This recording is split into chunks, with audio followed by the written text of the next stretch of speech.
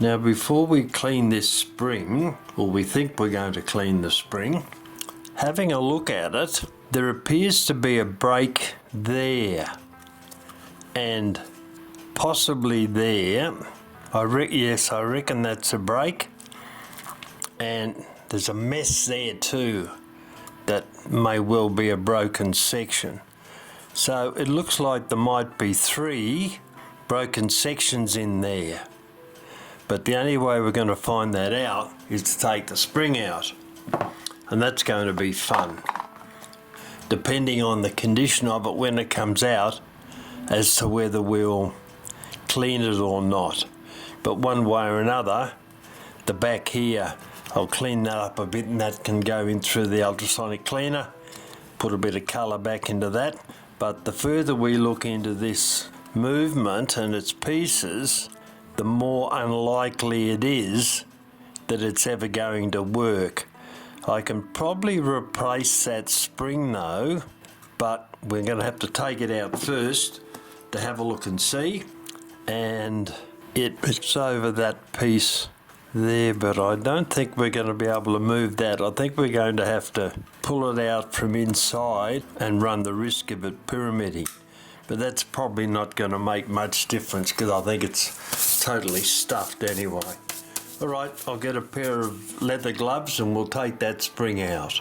Alright, I've found one of my leather gloves, so I'll start to remove the spring, if I can get a grip on it, and I'll use the leather glove to contain whatever dramas may follow it through, and I'll just very slowly unwind the spring and we'll see whether we come up with any broken pieces or not. So far it seems to be behaving itself. It's a pretty decent long spring in there though. I don't know that I'll be able... There we go. Well, we're getting there. It sort of looks like it mightn't be broken. That's all very strange. Anyway, we'll continue a bit carefully, and there it is, it's come out and not a break in it. Well, that amazes me. It sure looked... wait a minute. Now we've got something in there. Now what is that? That's all the bits that looks like it might have been breaks. I wonder? Yeah, that's the broken bits of the spring. That's what that is, I would say. Yep. That's the first piece that came out.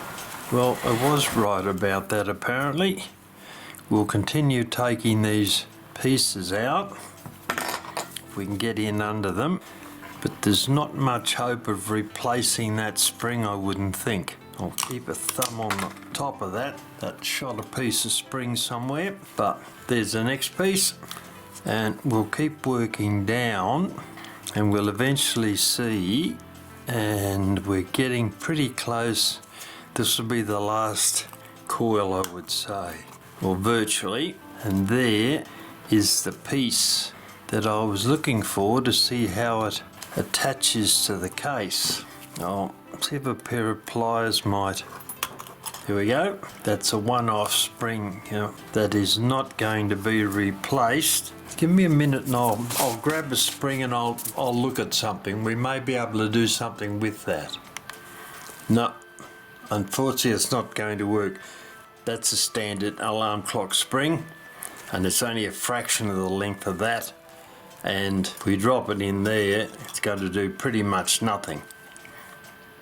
I can build an end to fit on there that'll go over there easy enough. That's quite easy to do, but there won't be any strength in it sufficient to get the movement to turn, assuming we can, and it's in pretty bad shape too. Well, I'll have a look online as a matter of interest. Where's my vernier? Alright, we'll zero that, and I'll have a look and see if I can find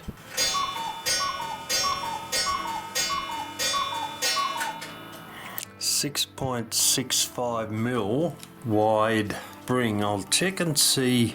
It doesn't have to be the full length of that, even if it's half the length of that, I'll be able to get that going.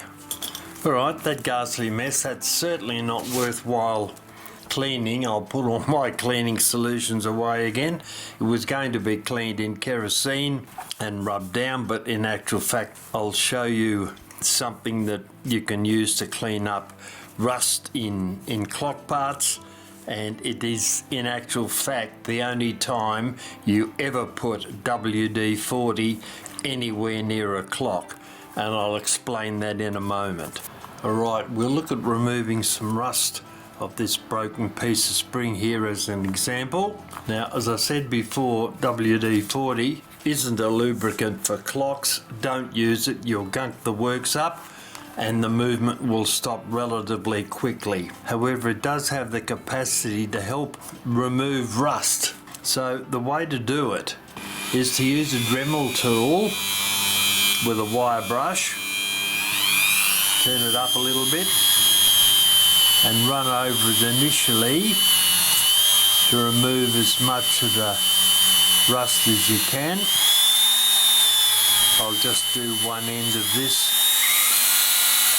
because it's never going to end up being used. We just want to do this as an example. Turn it over the other side, get a grip on it, rub it backwards and forwards. You can see it's removing a lot of the surface rust there, but the base rust is still there. Alright, well, that'll do for the Dremel at the moment.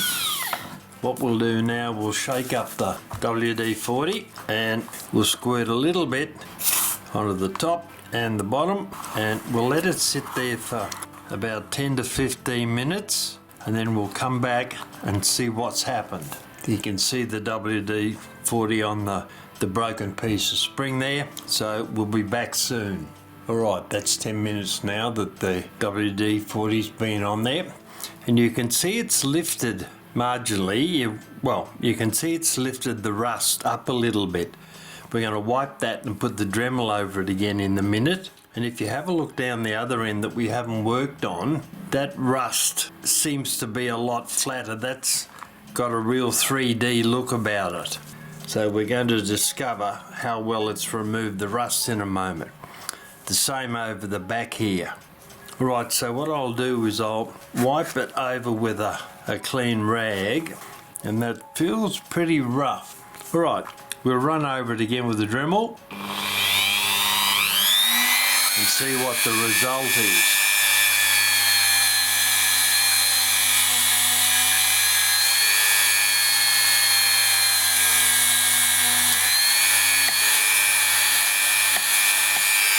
Turn it over, do the other side.